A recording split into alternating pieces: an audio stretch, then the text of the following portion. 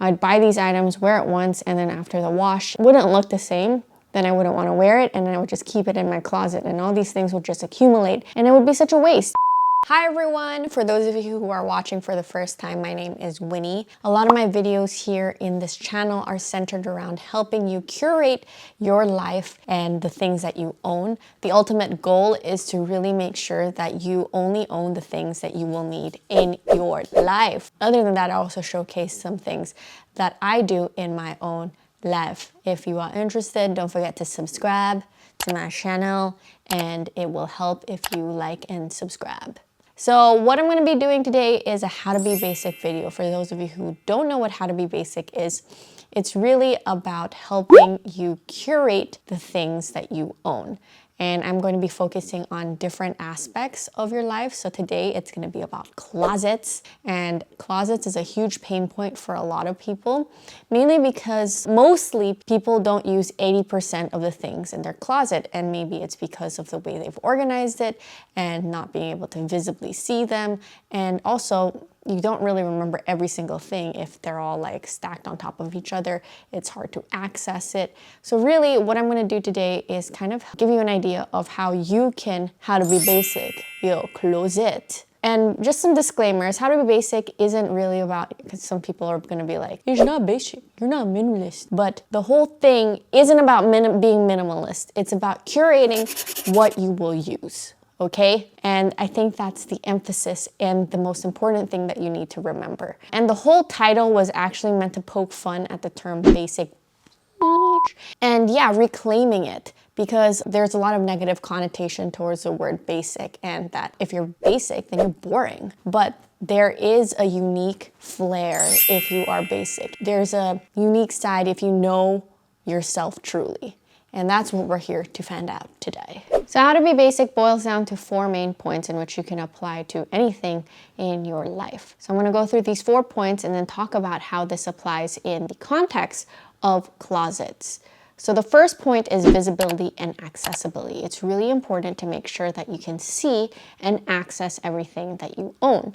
Otherwise, it's going to be very difficult for you to find the things that you want and also be able to use it, because sometimes we get lazy to kind of get things if it's not easy to access. The second point is to edit. So usually editing requires you to kind of look through the things that you have and then also kind of cutting down, or just kind of processing what you want to keep and what you want to purchase in the future. I think it's really important for me when I'm making my purchases to make sure that I don't buy the same things.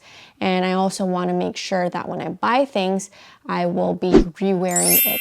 And it is a very versatile number in which I can use multiple of times with different pairings. And this is the context of clothes. The third thing is curating. So when you are curating, you need to find a space in which you will be putting the items that you own.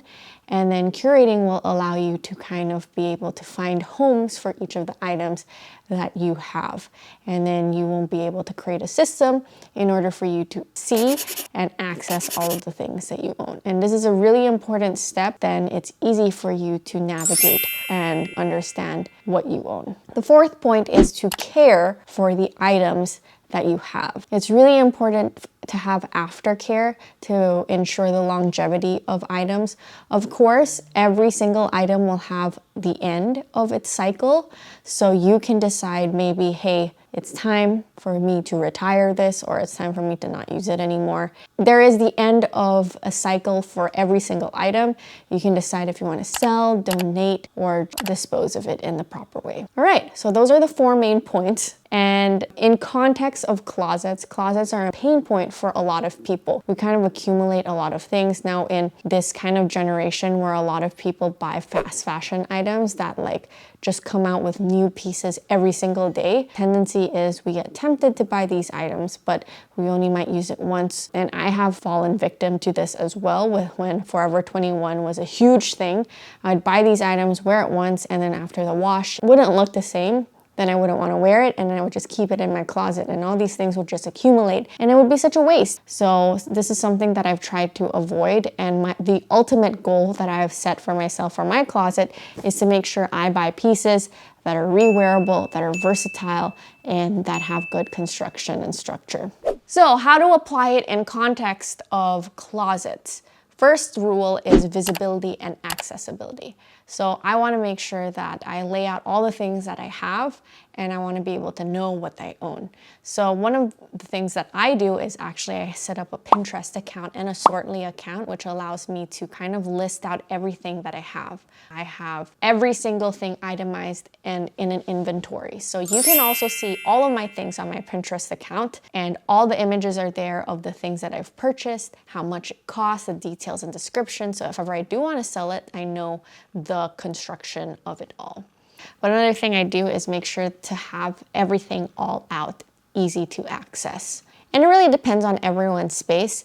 And in my space, I wanted to be able to lay everything out. So I actually hang most of the things. But that doesn't mean that if you put something in a drawer that you won't be able to visibly see it. When you have things in drawers, you also want to be able to make sure that you lay it out so that it's not all buried on top of each other and you are able to see everything that you own. And it's easy for you to access. When you aren't able to access things such as it being stacked on one. Wow, he's angry already. If you aren't able to access it, then you won't be able to use it. Then it's such a waste of your bag and your moolah if you don't use these things. The second thing that you want to remember is editing. So when I talk about editing, I usually do this when I buy something new, or I think about purchasing something new, or when I just want to have an overall like clean out of the things that I have. Editing is really important to kind of have a good understanding of what you own and awareness. Sometimes you might not realize how many of the same tops that you have, and editing allows you to kind of understand, hey, I have like 2 of the same spaghetti straps. Maybe I should just keep one with a better fit. That's what you need to do when you are editing.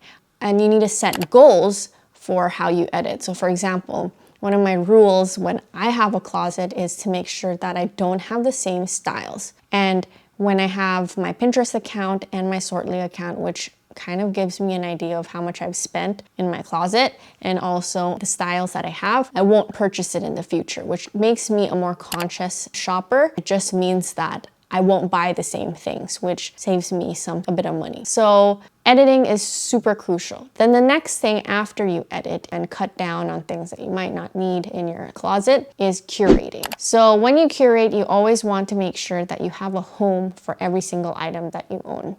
For example, in this layout of my closet, if you can see on the left side, on the bottom, I have all my sportswear, lounge, all in the bottom row. Then I also have skirts that I have, short skirts and shorts. And then I have all my tops on the top. Then at the back, I have dresses, more lounge wear, and then a selection of long pants, and then jackets. And then on my right side, I have all my shoes. Then in my drawers, in order, I have socks, then I have my bralettes, I have underwear, I have pajamas, I have swimsuits, and then I also have things that I wear under. Like, you know, if ever you go in the winter and you need things to layer up. Layering. That's something I don't really access as much because we live in a very humid country, but whenever I do go abroad and when I do plan on using it, then that's where I find all the things I will use for layering. But curating is really important because you need to make sure you have a system. So now it's like subconscious when you enter your closet, you kind of just know where things are automatically. Then on the top, I have my bags and they're all very accessible because I hang all the things that I have and then everything is out. Which leads on to the next point, which is caring. So aftercare of anything in your closet is really important, and it's really different for every single item that I have. And the ultimate goal for this is to make sure that you can keep and use the item for as long as possible. That's like a mission, and it's like a competitive standard that you set for yourself to be like, I want to make sure that I can use this for as long as possible. So some basic things that I do to take care of my items are very different. So for clothes, I make sure that I read the labels. For my shoes, I have set up soles. I also make sure that I have a dehumidifier in my closet to make sure that the humidity doesn't kind of create mold in the closet. Then I also clean my shoes after. For my bags, I have set up inserts. I also make sure that I use a soft cloth to wipe it. to make sure that there's no dust. I also have it usually in dust bags to ensure the quality. Now, if you want to watch how I do and take care of these items, I will set up another video for it. But aftercare is super important for the longevity of items. Now, when you are done with it, that doesn't mean that you just dispose it. You also need to make sure that it will move on to another cycle. So I usually choose one of the 3 ways. You either recycle, you sell, or you dispose of it. When I dispose items, it's like something that I absolutely cannot use anymore, but I don't just throw it in a trash because these are clothes and shoes. I always make sure that I have a place where I can dispose it properly and they will properly dispose of these items. So for example, there's a company called Humble Sustainability. They allow you to kind of drop off the things that you want to recycle, and they will find a way to upcycle it and properly dispose of it rather than ending up on the landfill. Another thing that I do actually is I have a carousel account. So I send my photos and I also sell the things that I probably don't really want, like maybe the fit didn't go up well anymore, or something I didn't like something about it anymore. Because I am constantly curating my closet to be the ultimate selection of items I will use over and over again. Maybe I'm like, maybe this is not a timeless style, and I would probably sell it. And when I sell it, I post it on the carousel account and I will be able to kind of get back some of the money that I've spent on it. Obviously, you're not going to get back everything, but also it's better than nothing. So yeah, that's aftercare in the context of closets. And that pretty much ends my video of how to be basic. I hope you learned something. And I'll be continuing this series in different aspects of your life. Let me know which one you want to see in the next video. So I've decided to kind of upgrade these videos because I learned something new. Maybe I have decided, oh, this is really important for people to know. And I plan on kind of removing the old videos that I have. It's always going to be an upgrade and an improvement from the last video. So I'll be using the information that I have, but always kind of making it better, such as my curriculum in school. And yeah, that's pretty much it. I hope you enjoy this video. Let me know if you have any questions, comments, or suggestions. And don't forget to like and subscribe, and I will see you guys next time.